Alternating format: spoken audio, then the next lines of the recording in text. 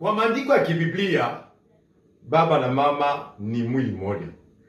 Kwa Roho Mtakatifu, akili ya baba na mama ni tofauti ndani ya nyumba. Somo letu linasema hivi: dunia ni ya mtu, aina ya shetani. Dunia ni ya mtu, aina ya shetani. Mwanzo ya dunia, Mungu alishuka kutengeneza dunia, akamaliza dunia ikakuwa vizuri, akatoa mtu wa mifano yake, akamupa uhai, akampa tena utawala, akamwongezea cha tatu tena sheria. Huyu Ibilisi halikuwa mbinguni, halikuwa malaika wa kusifu kuabudu, alikuwa mtawala.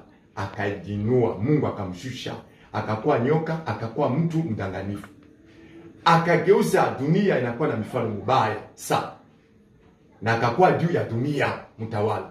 Yaani inapaswa kujua sisi watu tunamiliki dunia, ni yetu na utawala haina shetani. Amina.